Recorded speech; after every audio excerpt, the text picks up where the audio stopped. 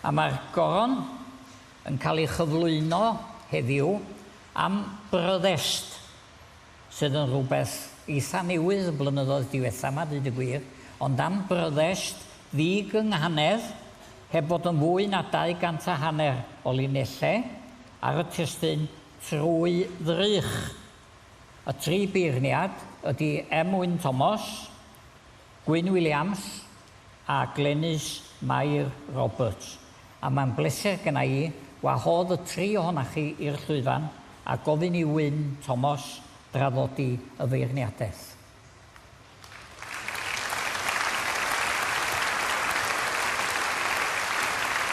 Wynn Thomas yn uwch darlithydd llenyddiaeth ym Mhrifysgol Cymru Abertawe. Glenys Mair Roberts, os gofiwch chi yn enillydd y goron yn Eisteddfod 2010. A Gwyn Williams, y bardd yn gyfrifol am gyfrolau fel Rhwng Gewyn ac Asgwrn a Gwreichion.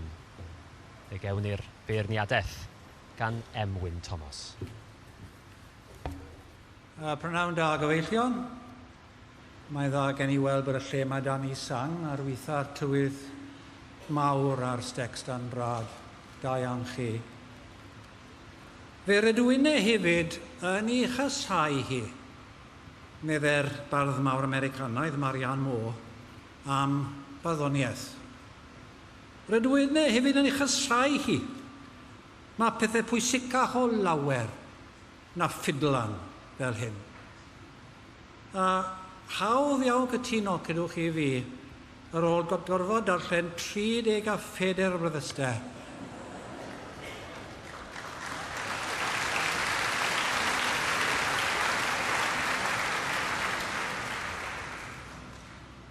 Diolch yn fawr iawn i chi. Trwy ddrych am chwip o destun medde fy nghydfeirniad Gwyn Williams. Ac wedyn mae'n mynd yn ei flaen i bwysleisio'n fachog mae am bryddest y gyfynir eleni ac nid am gasliad o gerddi nac am ddilyniant ac yn siŵr ddigon ddim am stori ferni bregaeth. Ac ysywaith cafwyd mwy na'i siar o'r rhain ymhlith y drychau a osodwyd o'n blaenau. A hwyrach hefyd, dylai'r rhai'r ymgeiswyr fod wedi cofio ymrybydd enwog Robert Frost, hanner canrif y mwy yn ôl erbyn hyn, fe all arfer y dull penrydd o ganu, sef free verse yn Saesneg, ymddangos yn waith deniadol o rwydd, medde'r Americanwr mawr. Ond os na wneir hynny yn hynod gelfydd, fe all e fod mor ddibwrpas a cheisio chwarae tennis heb ddefnyddio rwyd. Ond ar ôl i Marianne Moore gychwyn drwy sgubo barddoniaeth i'r bins bwriel agosa, mae hi wedyn yn prysuron i blaen. I ychwanegu fod barddoniaeth ar ei gorau hefyd yn medru cynnig i ni ryw gip dilys anhepgor cwbl unigryw ar ein bywydau mwydrol ni. Ac mae'r 3 ohonon ni'n llawen o gytun i ni gael un i nid un gerdd, ond nifer anarferol o gerddi, a lwyddodd i gyrraedd y safon ar uchel hon.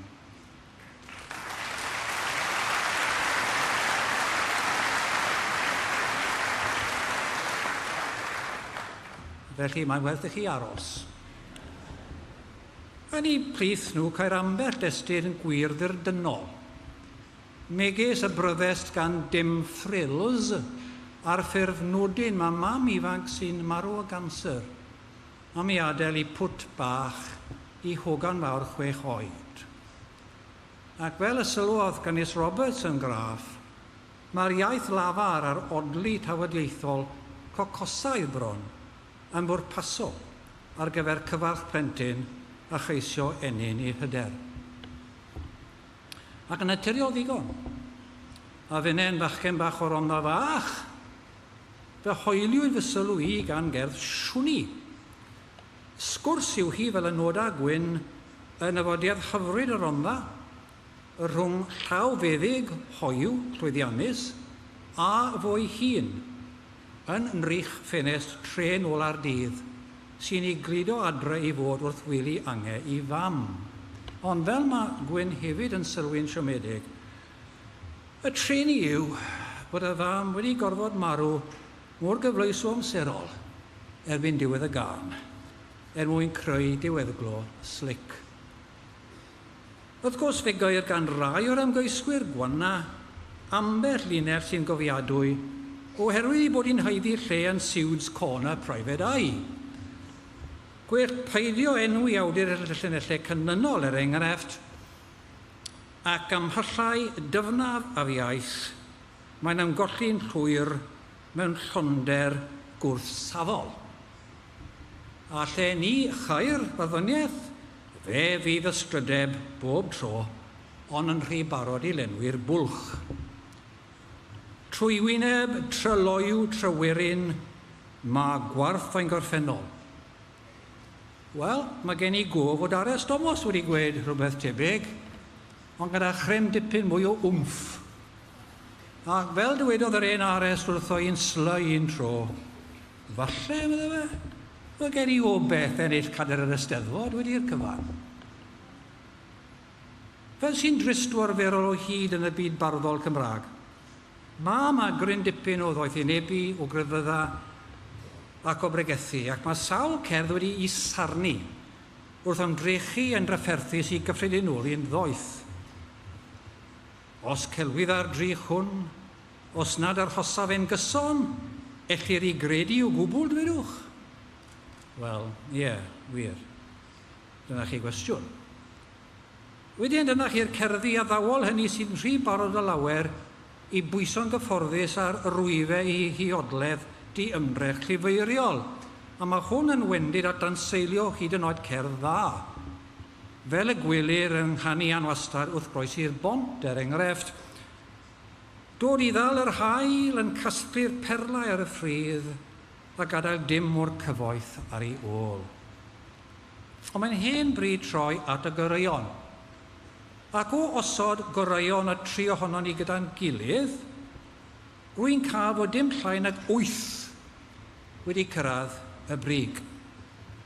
Nawr, a yw hynny'n golygu fod safon gyffredinol cystadleuaeth y goron leni yn rhagori ar yr hyn a gafwyd yn y cystadleuaeth yn ddiweddar? O'n i ddim, am o'n i ddeall fod yn haeddu i lle yn y felyn fôl Book of Records, sef wrth gwrs yr hyn yng Nghymru sy'n cyfateb i'r Guinness Book of Records.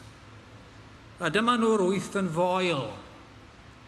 Cofeb, copi, Elwyn Annie Janet Juice, Fflach, Graig Ddi, Mehefin, Tir Neb, y Gwaelod Mawr. Nawr, dyw amser ddim yn caniatáu fydd ar ansoddi i'r 8 i gyd. Felly, na i ganolbwyntio unig ar ambell un o'r goreuon oll ymhlith yr 8 awr hyn. Fe swynwyd Gwyn a finne gan ganu naturiol deniadol Tir Neb am 2 bach o soliwr cefen gwlad a ddysgodd drin y cledd yn y rhyfel mawr mwyn ymladd yn anfoddog dros i wlad yn y ffwsydd yn ytrach na thros i arglwydd. Rhaid cyfaddau fod gwaith y Gwaelod Mawr wedi fy nghyffroi'n arbennig am ei fod yn gerdd bros mor gysodd y fwysgar ac yn heriol o arbrofol ynghyd estyn diwylliant barddol lled gaedwadol y Gymraeg.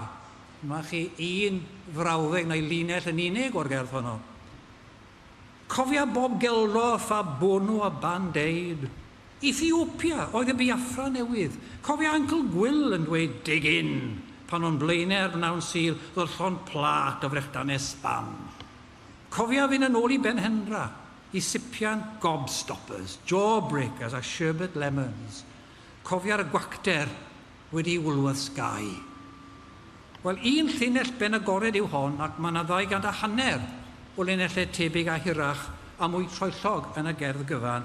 Ac mae pob llam a naid o un manilyn gwallgo yn isgwl i'r nesaf wedi eisernio yn gyfrwy sy'n syni a'n syfrdani. Fe hoffai Glenys gerdd cofeb am ymweliad y Joseph Conran a Chaerdydd adeg sgrifennu Heart of Darkness. Edmygedd elfynnau hudoliaeth swrial y cyfan. Ond fe gyfareddwyd Glenys yn lan gan bryddest copi sy'n sôn am gapten a'n lluoedd Prydain yn Afghanistan yn dwi'n atgofion am ei engylchfyd a'i brofiadau. Mae'n gwneud hynny medde Glenys drwy anwylo i frych siafio a disgrifio'n fanwl y broses o eillio.